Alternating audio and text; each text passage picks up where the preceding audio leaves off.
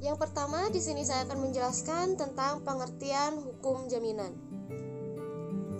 Hukum jaminan adalah aturan hubungan hukum antara penjamin atau bisa yang disebut dengan debitur dan penerima jaminan disebut dengan kreditur. Sebagai akibat dari pengenaan hutang yang disebut dengan kreditur tertentu dengan jaminan benda atau orang tertentu.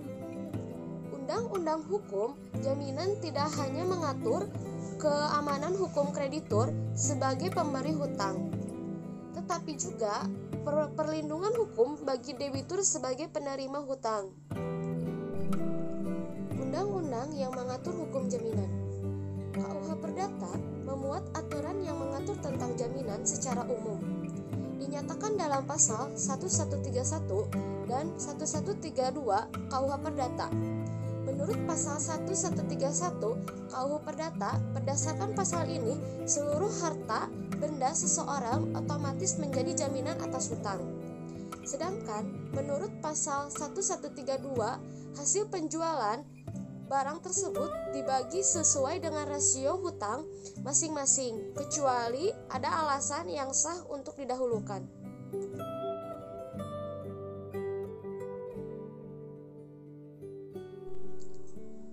Hukum jaminan dalam hak fidusia.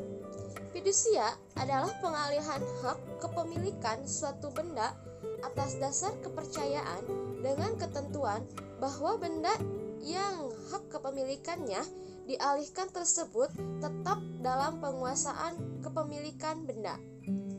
Berdasarkan Undang-Undang Nomor 42 Tahun 1999 tentang Jaminan Fidusia.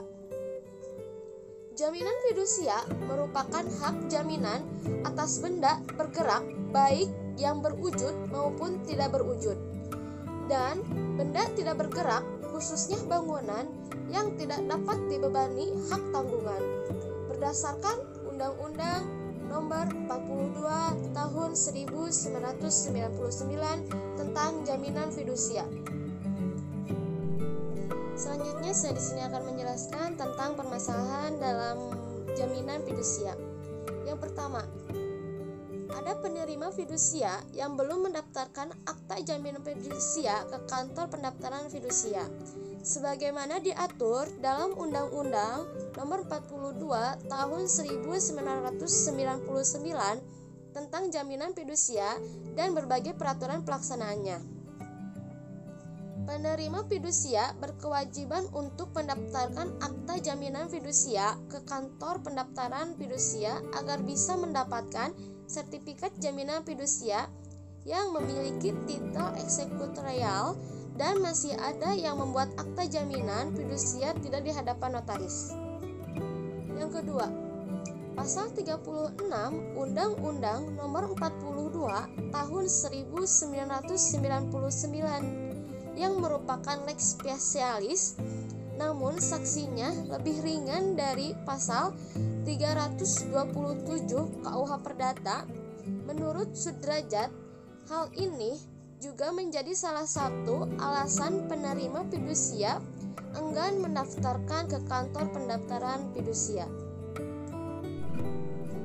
Tugas pemegang fidusia. Pihak yang memegang fidusia harus memiliki tanggung jawab dan tugas yang bersifat etis serta legal. Yang pertama, pihak yang dengan sengaja menerima kewajiban fidusia atas nama pihak lainnya. Yang kedua, memastikan tidak ada masalah atau konflik kepentingan yang muncul di antara pemegang fidusia dan pemilik aset. Yang ketiga, sesuai dengan aturan hukumnya, pemegang fidusia wajib memberitahukan kondisi asli dari aset yang dijual kepada calon pembeli, serta tidak akan mendapatkan keuntungan dari penjualan aset tersebut.